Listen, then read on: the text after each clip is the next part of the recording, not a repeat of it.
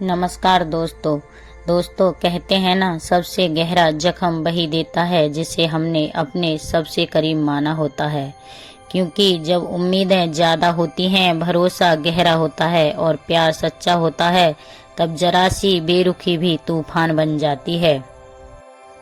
आज हम आपको एक ऐसी ही कहानी लेकर आए हैं। प्राचीन समय की बात है। किसी नगर में एक बड़ा सेठ रहता था। पूरे नगर में उसका घर सबसे आलीशान था। उसके मुकाबले कोई भी नहीं था। सेठ की पत्नी बहुत ही सुंदर थी, बड़ी ही रूपवान थी। पूरे नगर में कोई भी स्त्री सेठ की पत्नी के बराबर सुंदर और सुशील नहीं थी। उस सेठ के घर में एक बरगद का पेड़ था। उस पेड़ पर एक तोता और एक तोतिन का जोड़ा रहता था। सेठ का एक छोटा बेटा था जो सेठ और सेठानी के साथ बहुत खुश रहता था। उनका परिवार बहुत खुश रहता था। सेठ और सेठानी को वो तोता भी बहुत प्यारा लगता था।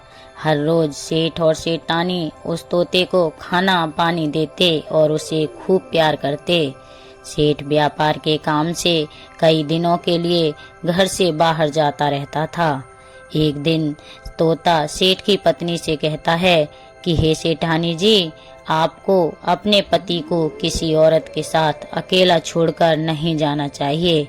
तब सेठानी कहती है कि तोता, तुम ऐसा क्यों कह रहे हो? तब तोता कहता है कि सेठानी जी, यह बात मैं आपको एक कहानी के माध्यम से बताता हूँ। आप ऐसे नहीं समझोगी। मैं आपको एक कहानी सुनाता हूँ। तब सेठानी उस तोते से कहती है कि ठीक है, तुम कहानी सुनाओ। तब वह तोता अपनी कहानी प्रारंभ करता है और कहता है कि सेठानी जी, आप इस कहानी को ध्यान से सुनिए और इन बातों को हमेशा याद रखिएगा। तोता कहानी कहना शुरू करता है। वह कहता है, एक समय की बात है। किसी शहर में एक राजा रहता था। उस राजा के कोई संतान नहीं थी। रानी के गर्भ में कोई संतान पैदा नहीं हुई। राजा बहुत दुखी होता था। राजा जब भी बाहर निकल के जाता तो कुछ लोग उससे कहते कि यह राजा निर्वंशिया है और इसकी रानी बांझ है। यह दोषी राजा इसका जो सुबह सुबह दर्शन कर लेता है तो उसके लिए पूरे दिन में नुकसान ही होता है। उसका पूरा दिन खराब जाता है। ऐसे शब्द सुनकर राजा बड़ा दुखी होता था। रानी से भी कुछ नहीं कहता था। शहर के सब लोग राजा के लिए जब इस तरह से बार बार ताने मारने लगे कि यह राजा तो निर्वंशिया है, तो राजा बहुत दुखी रहने लगा, उदास रहने लगा। एक बार क्या हुआ कि अपनी रानी के साथ राजा राजमहल में शाम के समय टहल रहा था। राजा का चेहरा उदास था। राजा बार बार अपने दिमाग में यही सोचता था कि भगवान, तूने हमें कौन से जन्म की सजा दी है जो हमारे घर में एक भी संतान नहीं हुई, ना बेटा हुआ ना बेटी हुई। पता नहीं हमने कौन से जन्म में ऐसे पाप किए थे जो इस जन्म में हमको भुगतना पड़ रहा है। हम समाज में जिधर भी जाते हैं, लोग हमारे लिए ताने मारते हैं कि राजा तो निर्वंशिया है, इसके दर्शन करना गलत है और इसकी रानी बीमार है। अब तो राजमहल से निकलने की भी इच्छा नहीं होती। हे परमात्मा, ऐसे ताने सुनकर मैं बहुत दुखी हो रहा हूँ। यह राजा अपने दिमाग में सोच रहा था। रानी, जो कि राजा के साथ राजमहल में टहल रही थी, वह काफी देर से राजा की तरफ देख रही थी। अब ऐसी कौन सी पत्नी होगी जो अपने पति के चेहरे पर उदासी देखकर यह न समझ पाए कि हमारे पति पर कोई संकट है, कोई मुसीबत है। बहुत देर तक वे रानी अपने महाराज के चेहरे की ओर देख रही थी। थोड़ी देर के बाद मैं रानी ने पूछा, आज क्या बात है? आप जब से भी महल में हमारे साथ टहल रहे हैं तो आपका चेहरा खुश रहता था, लेकिन आज आपका चेहरा उदास है। आपके चेहरे पर चिंता है। महाराज, आज बात क्या है?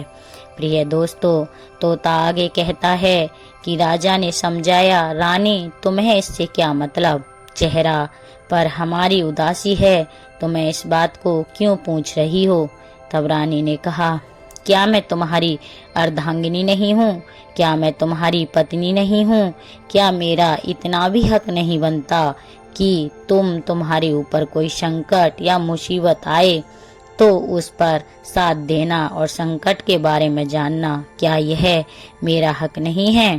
प्रिय दर्शकों, रानी के ऐसे शब्द सुनकर के राजा ने तब कहा कि रानी, जब तुम हमारी चिंता का कारण, उदासी का कारण पूछती हो तो सुनो, हम जब समाज में निकल के जाते हैं तो लोग हमें निर्वंशिया कहते हैं और तुम्हें बांझ कहते हैं। वो ऐसे ऐसे ताने देते हैं कि हम उनको सुन भी नहीं पाते, सहन भी नहीं कर पाते।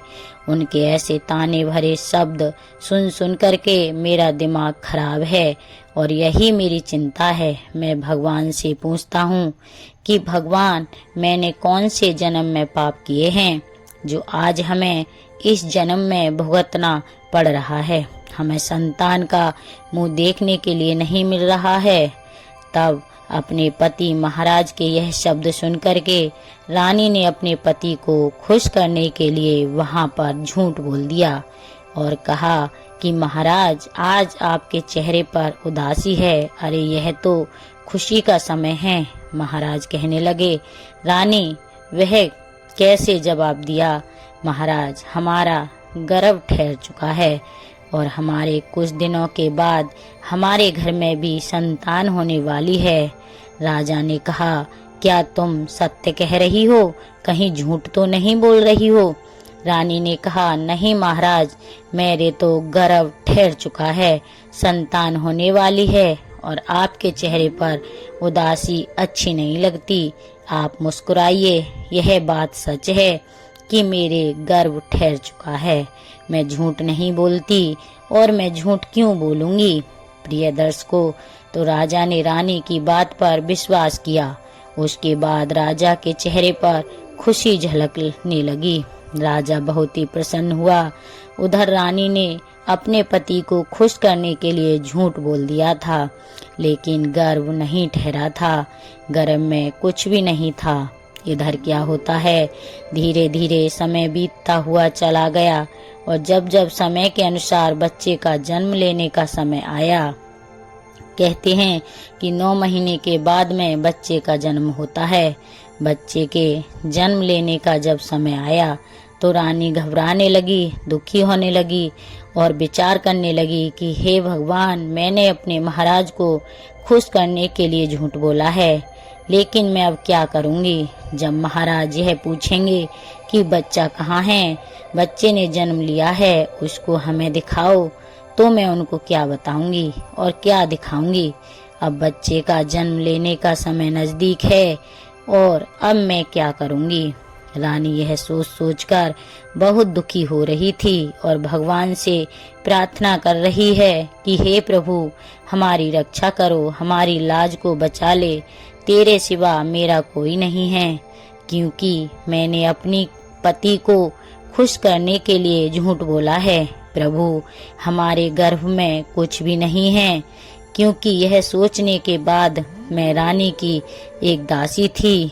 रानी दासी को बहुत चाहती थी, बहुत मानती थी और रानी ने दासी को अकेले में बुलाया और सारी बात समझाई कि देखो दासी, मैं तुमसे कोई बात नहीं छुपाती हूँ और ना मेरे गर्भ में कोई बच्चा है, ना मेरे गर्भ ठहरा हुआ है। मैंने अपने पति को खुश करने के लिए एक झूठ बोला है। दासी, तुम हमारे झूठ बोलने में सहारा दो। तब हमारे महाराज को यह किसी और को यह नहीं बताओगी कि रानी के गर्भ नहीं ठहरा, रानी झूठ बोल रही है। रानी ने कहा, क्योंकि मैं तुमको बहुत चाहती हूँ। तुम्हें मैं एक अपनी दासी नहीं मानती, बल्कि एक सखी की तरह मानती हूँ और तुम हमारी हर मुसीबत में साथ देती हो। इसीलिए दासी, हमारा सहारा दो, मेरा साथ दो। तो दासी रानी की बात को सुनकर के सहमत हो जाती है और कहती है कि रानी साहिबा आप निश्चिंत रहें, मैं किसी को नहीं बताऊंगी, ना महाराज को बताऊंगी कि आपने झूठ बोला है। इधर क्या होता है, रानी ने उस दासी के द्वारा खबर भिजवा दी महाराज के लिए, पूरे राजमहल में सूचना भिजवा दी कि रानी को लड़का हुआ है। लेकिन वहाँ कुछ नहीं हुआ था, केवल पति को खुश करने के लिए उस रानी ने झूठ बोला था। तो दासी के माध्यम से, जो उसकी सबसे चाहने वाली दासी थी, उसके माध्यम से राजा के यहाँ और पूरे राजमहल में, शहर में यह सूचना उसने भिजवा दी कि रानी के लड़का हुआ है। प्रिय दर्शकों, जब राजा ने ये सुना कि हमारी रानी को लड़का हुआ है, हमारा पुत्र हुआ है, हमारा राजकुमार आया है, तो राजा बहुत ही प्रसन्न हुआ। अब राजा पर रुखा नहीं जा रहा था। राजा राज दरबार से भागा अपने बेटे के दर्शन करने के लिए। जब बेटे के दर्शन करने के लिए भागा तो क्या होता है, रानी ने कहा, आप लड़का अभी नहीं देखोगे? बोलो, क्यों नहीं देखेंगे, क्यों नहीं देखेंगे? तब रानी ने समझाया, महाराज जिद ना करो, कुल पुरोहित का कहना है कि महाराज अगर संतान को देखेंगे, पुत्र को देखेंगे, तो उनके लिए बहुत बड़ा दोष है, बहुत बड़ा अपशगुन है, इसीलिए आप अभी नहीं देखेंगे। राजा ने कहा, फिर हम कब देखेंगे? हमारा पुत्र हम नहीं देखेंगे तो कौन देखेगा? रानी ने समझाया कि महाराज इतने दिनों तक आपने संतान के लिए इंतजार किया, आपके लिए संतान का मुंह देखने के लिए नहीं मिला है, भगवान की कृपा से खुशी मिली है, तो आप धैर्य रखें, जिद ना करें। कुल पुरोहित का कहना है कि जब लड़का बड़ा हो जाएगा और जब लड़का शादी के लायक हो जाएगा और जब आप अपने पुत्र का विवाह करेंगे तब आप देखेंगे। रानी के शब्द सुनकर राजा को पहले तो बड़ा दुख हुआ, फिर राजा ने विचार किया, चलो कोई बात नहीं है, संतान तो हमारी ही है, लड़का तो हमारा ही है, हो गया, अब लोग हमें निर्वंशिया नहीं कहेंगे, कोई बात नहीं, जब लड़का हमारा बड़ा हो जाएगा हम शादी करेंगे, तब देखेंगे, तब तक हम इंतजार कर लेंगे। रानी ने यह शब्द सुनने के बाद, मन में यह सोचने के बाद वह दरबार की तरफ निकल जाता है।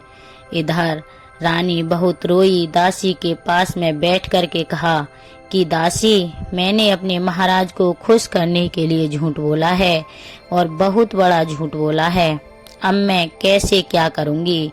मैंने लड़के के जवान होने तक झूठ बोल दिया है, लेकिन जब लड़का जवान होगा, जब शादी के लायक हो जाएगा और जब हमारे लड़के के विवाह के लिए लोग आएंगे, तब मैं कैसे इस बात को छिपा पाऊंगी? दासी, अब तू ही बता, मैं क्या करूंगी? प्रिय दर्शकों, तो दासी ने समझाया, रानी साहिबा आप घबराइए नहीं, जब आपने इतने समय तक झूठ बोल लिया है, बच्चे के जन्म होने पर झूठ बोल लिया है, तो आप उस दिन का भी इंतजार करिए, जिस दिन लड़के की शादी हो उस दिन का भी इंतजार करिए। आगे के लिए फिर कुछ और रास्ता देखेंगे, कुछ और सोचेंगे, जो भगवान की इच्छा होगी वही होगा। प्रिय दर्शकों, तो दासी ने रानी को समझाया। धीरे धीरे समय व्यतीत हो गया, लगभग 24 साल हो गए।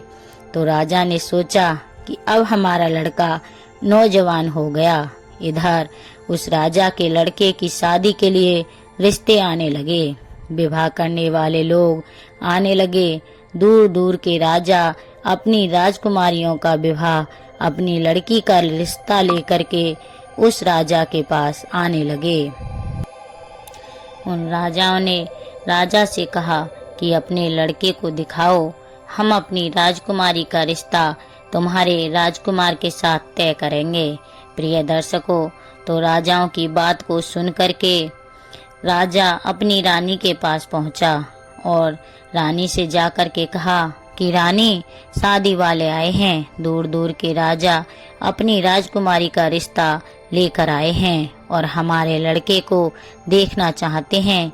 कहाँ है हमारा लड़का, कहाँ है हमारा पुत्र, उसको दिखाओ।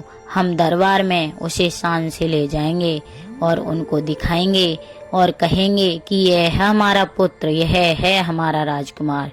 प्रिय दर्शकों, तो रानी ने फिर बहाना बना दिया, फिर झूठ बोल दिया। महाराज, आपकी यह बात सही है, क्योंकि रिश्ता करने वाले जब लोग आएंगे तो उनको लड़का तो दिखाना ही पड़ेगा, लेकिन एक बहुत बड़ी मजबूरी है।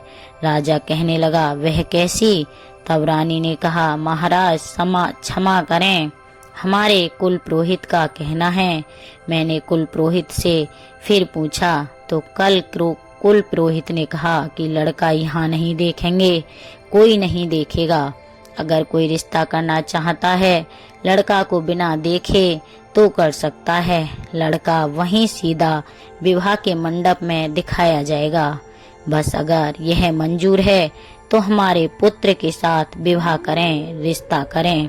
प्रिय दर्शकों, तो रानी की बात को सुनकर के राजा फिर वापस चला गया और जो रिश्ता लेकर आए थे उनसे जाकर के कहा कि भाई लोग क्षमा करें, बिना देखे ही अगर आप रिश्ता करना चाहते हैं तो आप रिश्ता करिए, क्योंकि हमारे कुल पुरोहित का कहना है अगर हमारा लड़का अभी दिखा दिया तो बहुत बड़ा अपशगुन है।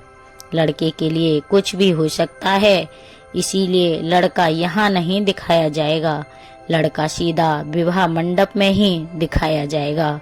अगर आपको यह मंजूर है तो आप हमारे पुत्र के साथ रिश्ता कर सकते हैं, वरना मेरी मजबूरी है। कुछ राजागण तो थे, वह वहां से यह बात को सुनकर के वापस चले जाते हैं, लेकिन एक राजा ने अपनी राजकुमारी का रिश्ता बिना सोचे समझे ही राजा के लड़के के साथ तय कर दिया और कहा कि महाराज, हमें यह रिश्ता मंजूर है और हमें आपकी यह शर्त भी मंजूर है। हम अपने दामाद को सीधा विवाह मंडप में ही देखेंगे, रिश्ता मंजूर कीजिए। प्रिय दर्शकों, वही होता है, वह राजा जो था अपनी बेटी का रिश्ता उस राजा के राजकुमार से तय करके और अपने घर को चला जाता है। उधर घर जाकर के राजा विवाह की तैयारियां करने लगता है और इधर वे राजा सारी बात अपनी रानी को जाकर के बताता है कि एक राजा ने अपनी राजकुमारी का रिश्ता हमारे पुत्र के साथ तय कर दिया है और विवाह की तारीख भी निश्चित हो चुकी है। अब विवाह की तैयारियां करो, हम अपने पुत्र का विवाह बहुत ही शान से करने के लिए जाएंगे।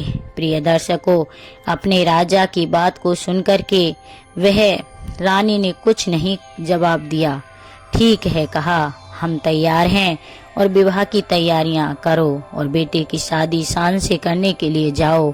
राजा तो फिर अपने दरबार की ओर निकल जाता है। इधर रानी को बहुत बड़ा दुख हुआ।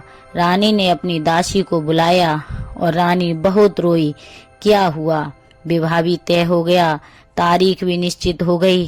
अब मैं कैसे इस बात को छिपा पाऊंगी? मैं कैसे जिंदा रहूंगी? मैं क्या करूंगी? दासी, मैंने ऐसा झूठ क्यों बोला? मैंने ऐसा झूठ बोल करके अपने पति को खुश क्यों किया? दासी उस रानी के लिए धैर्य धारण करवा रही है और कह रही है कि रानी, जब आपने झूठ बोला है तो भगवान से प्रार्थना करो, भगवान कोई ना कोई रास्ता जरूर दिखाएंगे।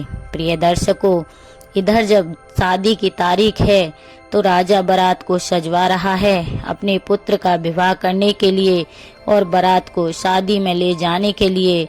जब तैयारियां हो जाती हैं, राजा ने खबर भिजवाई, रानी से कहा कि हमारे राजकुमार को दूल्हा बनाओ और हमको दिखाओ और अब चलते हैं शादी करने के लिए।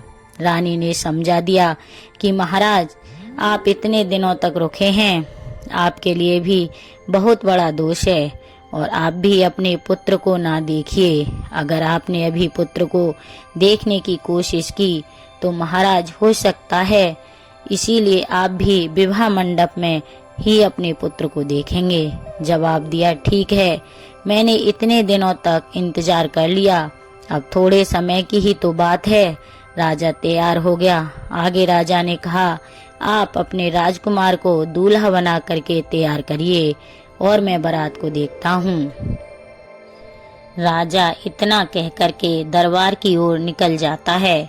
इधर रानी दासी के पास बैठी बैठी बहुत रो रही है और कह रही है कि अब मैं क्या करूं, मैंने ऐसा झूठ क्यों बोला।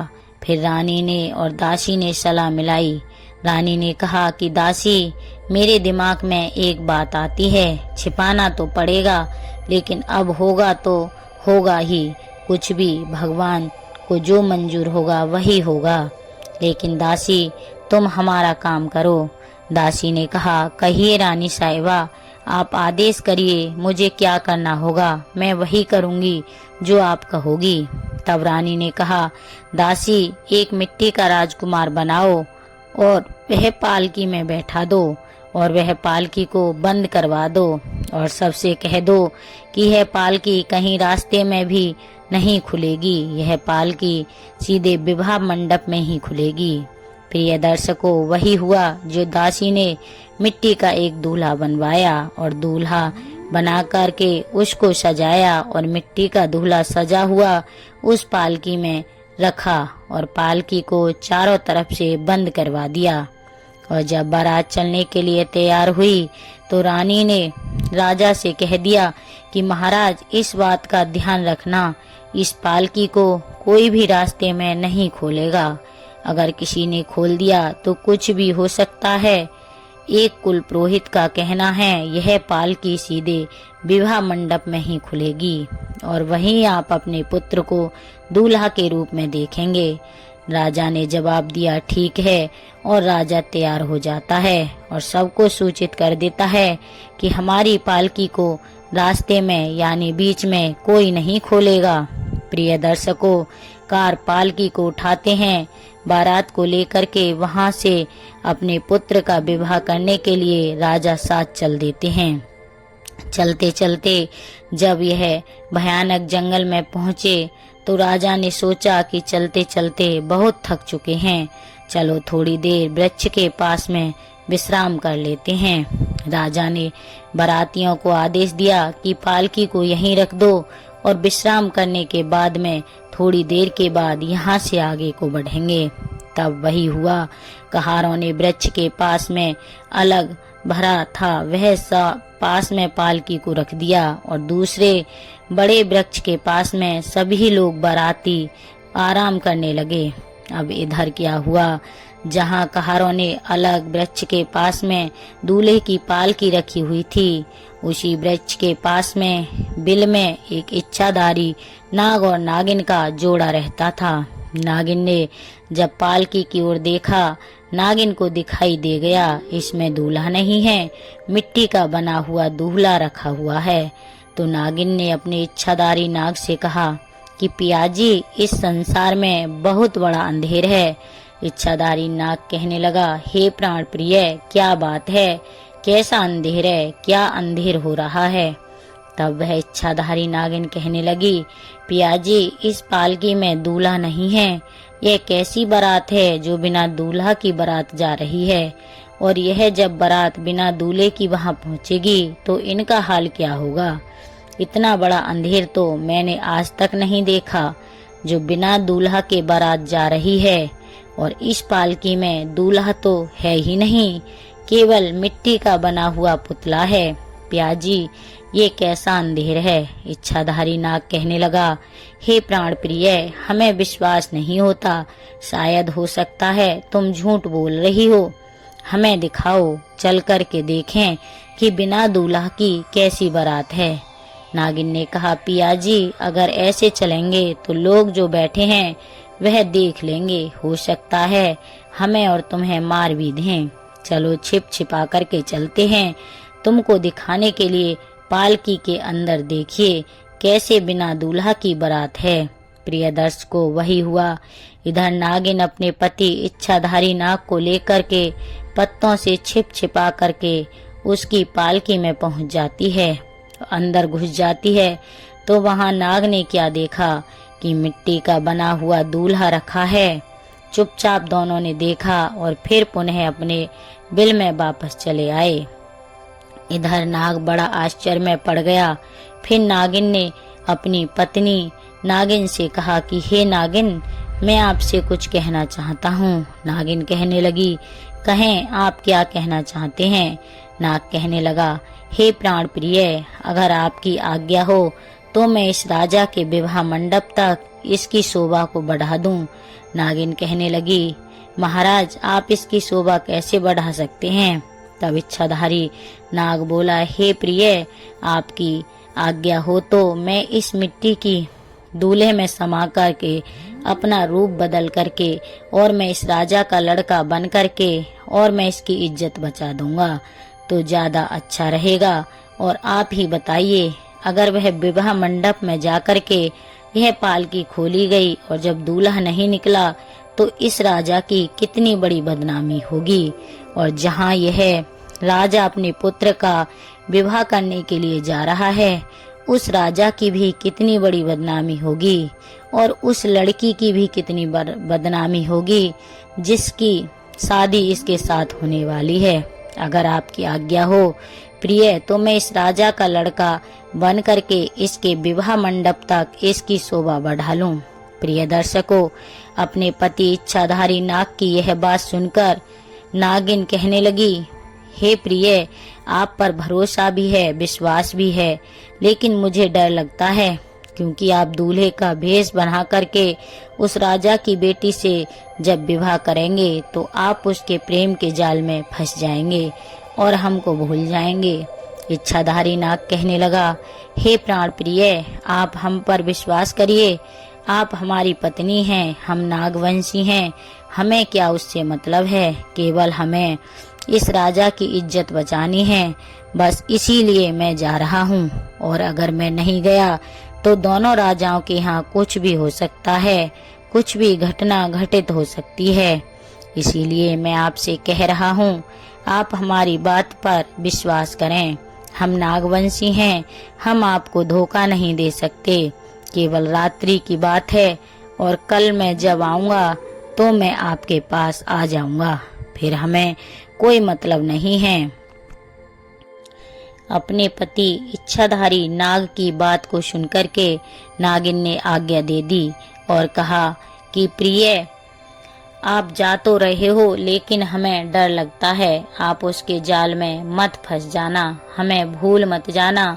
इच्छाधारी नाग कहता है कि हे प्राण प्रिय, आप हम पर विश्वास करें और हमें आज्ञा दें। प्रिय दर्शकों, वही हुआ। अपनी पत्नी नागिन से आज्ञा लेने के बाद वह इच्छाधारी नाग उसकी पालकी में घुस जाता है और मिट्टी के दूल्हे में समाहित होकर के रूप बदल लेता है और बहुत ही सुंदर राजकुमार बन जाता है। इधर कुछ समय के बाद में राजा बारात को लेकर के चल देता है। कहार पालकी को उठा लेते हैं और सीधे वहीं राजा के यहाँ पहुँचते हैं। विवाह मंडप में पहुँच गए।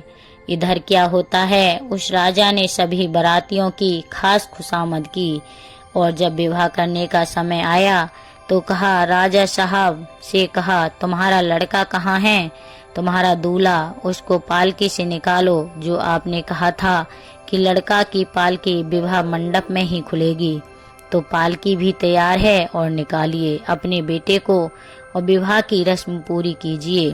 प्रिय दर्शकों, वही होता है। इधर राजा जब पालकी को खुलवाता है तो उसमें से बड़ा ही सुंदर राजकुमार निकलता है और लड़का इतना सुंदर था कि राजा, बाराती, घराती सबकी आंखें फटी की फटी रह गईं। राजा बहुत ही प्रसन्न हुआ। राजा सोचने लगा, इसका मतलब यही था कि हमारी रानी ने हमारे पुत्र को इसीलिए हमें अभी तक नहीं दिखाया था, आज हमें दिखाया है, क्योंकि हमारा लड़का तो बहुत ही ज्यादा सुंदर है, इसके चेहरे पर बहुत ही अच्छा तेज है। उस बेटे के पिता ने भी, उस राजा ने भी जब दूल्हा को देखा तो वह बहुत ही प्रसन्न होता है और उसके बाद में विवाह की रस्म पूरी होती है और उस इच्छाधारी नाग का विवाह उस राजा की राजकुमारी से हो जाता है। बड़ी धूमधाम से विवाह हुआ और विवाह होने के बाद में इधर उस इच्छाधारी दूल्हा ने रानी यानी उस राजा के बेटे ने कहा आप अपने पिताजी से कि पिताजी हमारी पालकी अलग होनी चाहिए और हमारी पत्नी की पालकी अलग जाएगी। राजा ने कहा ठीक है। राजा ने उस राजा को आदेश दिया कि हमारे बेटे की पालकी अलग जाएगी, जिसमें केवल हमारा बेटा ही जाएगा, और आप अपनी बेटी की पालकी अलग तैयार करवाओ। राजा ने कहा ठीक है। वही हुआ। इधर उस राजा ने भी अपनी बेटी की पालकी तैयार करवाई है। अब अलग अलग पालकी को लेकर के कहा राजा के साथ अपने शहर के लिए चल देते हैं। इधर दर्शकों उसी रास्ते पर आए जहां बारात ने दिन में विश्राम किया था। वहीं आकर के पालकी को रख दिया और राजा ने कहा कि अब थोड़ी देर विश्राम करो, फिर आगे चलते हैं। दोस्तों, पालकियों को जब रख दिया कहारों ने उन्हें वृक्ष के पास में, और उसके बाद में सब लोग वहां विश्राम करने लगे हैं। कुछ लोग तो वहां पर सो भी गए थे। इधर वह इच्छाधारी नाग जो दूल्हा बना हुआ था, वह अपना भेष बदल करके अपनी पत्नी नागिन के पास में पहुंचता है, जो नागिन उसका बेसब्री से इंतजार कर रही थी। और जब उसने अपने पति को नजदीक आता हुआ देखा तो नागिन बहुत प्रसन्न होती है और उसके बाद में कहा पियाजी क्या शोभा बढ़ा दी। जवाब दिया हाँ, मैंने वहाँ इस राजा की इज्जत को बचा लिया और इसके विवाह मंडप की शोभा भी बढ़ाई, और मैंने विवाह भी किया, और वह पत्नी दूसरी पालकी में बैठी हुई है। नागिन बहुत प्रसन्न हुई और नागिन ने कहा ठीक है पियाजी, आपने बहुत अच्छा काम किया है, लेकिन अब आप कहीं नहीं जाइएगा, आप यहीं पर रहें। प्रिय दर्शकों, फिर इच्छाधारी नाग ने अपनी नागिन से कहा प्रिय जरा विचार करो, थोड़ी आया हम आपसे और चाहते हैं। नागिन कहने लगी पियाजी अब क्या चाहते हो, आप हमसे दूसरी आज्ञा कौन सी चाहते हैं। जवाब दिया आज्ञा यह चाहते हैं, मैंने बाहर तो इस राजा की इज्जत को बचा दिया, अब जरा विचार करिए, यह नई नई दुल्हन आई है और जब अपनी ससुराल में जाएगी, जब इसको इसका पति नहीं मिलेगा तो इसका क्या हाल होगा। मैं इस बात को सोच सोच के बहुत दुखी हो रहा हूँ और मैं आपसे कहना चाहता हूँ, लेकिन कहने की आपसे हिम्मत नहीं हो रही है, क्योंकि आप आज्ञा देंगी या नहीं दें। जब दिया नागिन ने इससे हमें कोई मतलब नहीं है, कुछ भी हो, लेकिन आपने इसकी बाहर तो शोभा बढ़ा दी, अब आप हमको छोड़ करके यहाँ से कहीं नहीं जा सकते। प्रिय दर्शकों, उस इच्छाधारी नागिन ने फिर कहा आप हैरान न हो, आप परेशान न हो, जरा विचार करिए, अगर इस लड़की के लिए इसका पति वहाँ जाकर के नहीं मिलेगा तो इसका हाल क्या होगा, यह तो मर ही जाएगी। और ज्यादा नहीं प्रिय, 2 दिन के लिए आपसे आज्ञा चाहता हूँ, 2 दिन के बाद मैं आपके पास में पुनः चला आऊंगा। जब यह लड़की अपने मायके के लिए चली जाएगी, जब इसके पीहर वाले उसको पीहर ले जाएंगे और मैं आपके पास चला आऊंगा, केवल 2 दिन की हमें आज्ञा दे दो और उसके बाद हम आपके पास होंगे। मेरी बात पर विश्वास करें, हम आपको धोखा नहीं देंगे। मैंने उस दिन भी कहा था कि हम नागवंशी हैं, इसीलिए हम तुम्हें धोखा नहीं देंगे। प्रिय दर्शकों, अपने पति इच्छाधारी नाग की बात को सुनकर वह नागिन बहुत दुखी होती है और कहती है पियाजी आज हमें विश्वास हो गया कि तुम हमसे झूठ बोल रहे हो, तुम हमें भूल जाओगे, हमको तड़फता हुआ अकेले जंगल में छोड़ जाओगे, इसीलिए तुम हमसे बार बार जिद कर रहे हो। ऐसी करुणा भरी बातें सुनकर के इच्छाधारी नाग ने समझाया प्राण प्रिय, मैं आपसे वादा करता हूँ, आपको वचन देता हूँ कि मैं लौट करके जरूर आऊंगा, मुझे उससे कोई मतलब नहीं है, केवल 2 दिन की बात है, 2 दिन की हमें आज्ञा दे दो, आप चिंता न करें, आपको मैं धोखा नहीं दूंगा, मैं तुरंत ही लौट करके आपके पास आ जाऊंगा। प्रिय दर्शकों, उस इच्छाधारी नागिन की इच्छा नहीं थी, लेकिन फिर भी उस नागिन ने कह दिया कि महाराज जब ऐसी बात है तो आप जाइए, लेकिन आपसे हम यही कहते हैं कि आप हमें भूल मत जाना और हमारे दिल में अब यह आ रहा है कि आप हमें छोड़ करके जा रहे हैं, दोबारा लौट करके नहीं आएंगे। प्रिय दर्शकों, तो फिर इच्छाधारी नाग ने अपनी नागिन को फिर समझाया। आज्ञा लेने के बाद वह नाग फिर पुनः पालकी में दूल्हा बन करके बैठ जाता है। और उधर उस रानी ने झूठ बोला था अपने पति से कि मेरे गर्भ भर चुका है, कोई लड़का नहीं उसके हुआ था। वह रानी पूरी रात जागती रही और भगवान के मंदिर में अरदास लगाती रही, अर्जी लगाती रही, प्रार्थना करती रही कि हे दीन बंधु हमारी रक्षा करें, मेरी लाज को बचाएं। और मैंने तो अपने पति को खुश करने के लिए झूठ बोला था, लेकिन हमें यह नहीं मालूम है कि यह नौबत आ जाएगी। हे प्रभु, मैं क्या करूं, मेरी लाज को बचाएं, और अगर आज आपने मेरी लाज नहीं बचाई तो मैं मर जाऊंगी। इस तरीके से पूरी रात उस रानी ने रोते रोते उस मंदिर में गुजार दी और रोते रोते उसी मंदिर में सो गई। सवेरा हो गया, दिन निकल आया, लेकिन रानी अकेली उस मंदिर में रोती रही। केवल दासी को मालूम था कि रानी कहाँ है और किसी को नहीं मालूम था। उधर राजा अपने पुत्र, वधू और पुत्र की पालकी को लेकर के अपने घर पर पहुंचता है। जब दासियों ने, दरबारियों ने दूल्हे और दुल्हन की पालकी को सुंदरता को देखा, और जब उस दासी ने देखा कि राजा का पुत्र भी आया हुआ है, उसे तो मालूम था कि रानी का कोई पुत्र नहीं हुआ है। फिर दासी ने कहा कि पुत्र दुल्हनिया के साथ आया हुआ है, तो उस दासी की आंखें चमका गईं, आश्चर्य में पड़ गईं, और फिर उसके लिए खुशी का ठिकाना नहीं रहा। वह दासी उस मंदिर में दौड़ी दौड़ी गई जिस मंदिर में रानी माथा पटक कर रो रही थी और भगवान से अपनी अरदास लगा रही थी।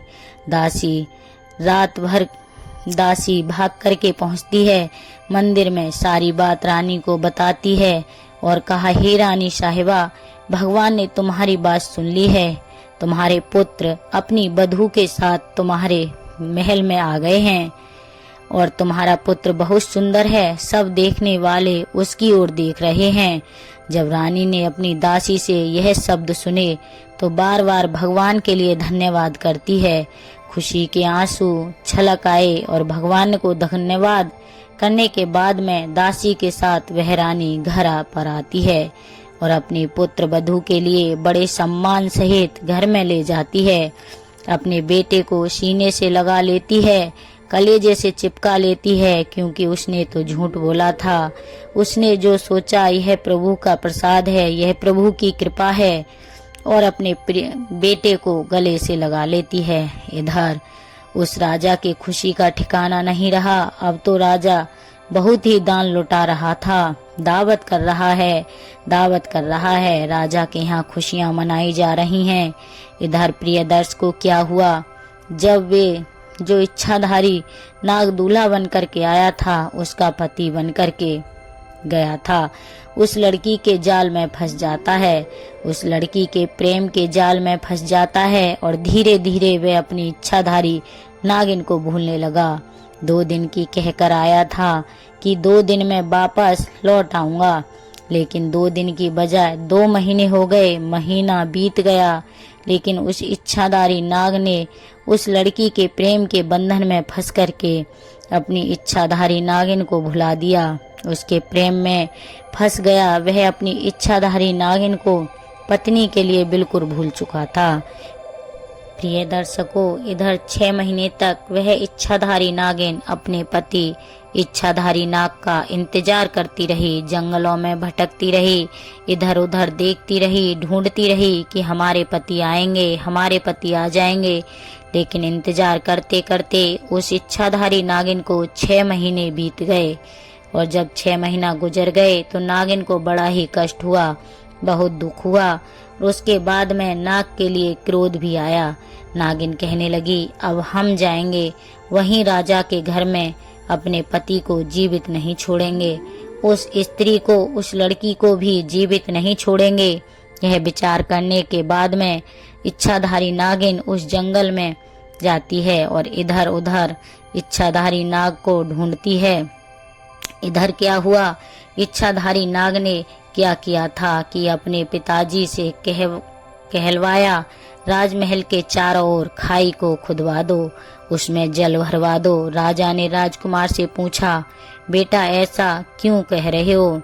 तो राजकुमार ने जवाब दिया, पिताजी हम जो कह रहे हैं आप उसको पूरा करें, क्योंकि आप हमारे पिता हैं। हमें कोई शंका है, इसीलिए हम यह कह रहे हैं कि राजमहल के चारों ओर खाई खुदवा दी जाए और उसमें जल भरवा दिया जाए।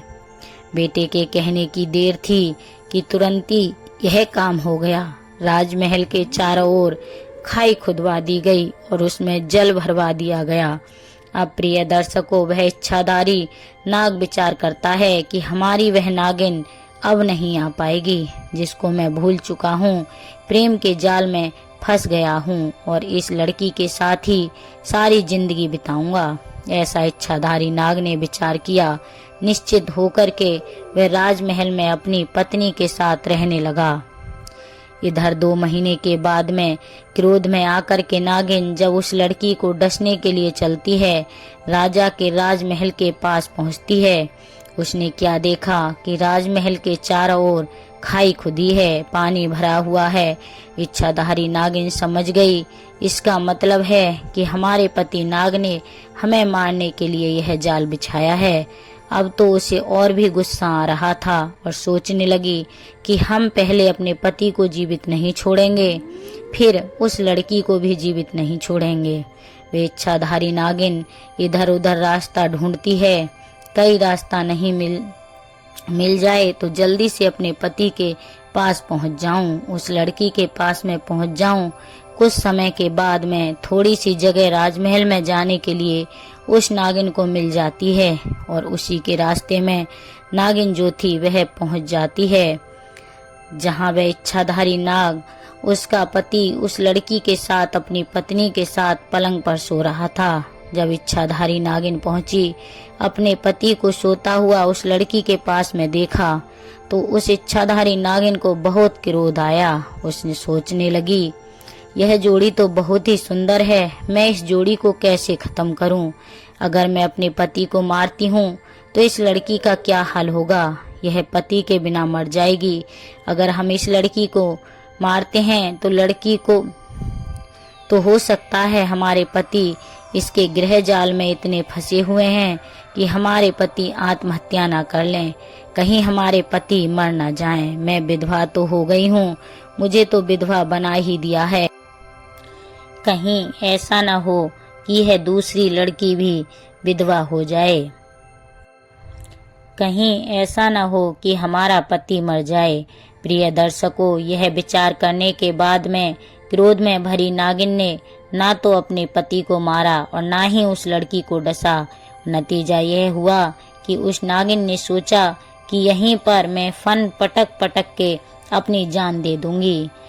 प्रिय दर्शकों, उस नागिन ने राजकुमार के पलंग के पास ही अपना फन पटक पटक कर वहां अपनी जान दे दी।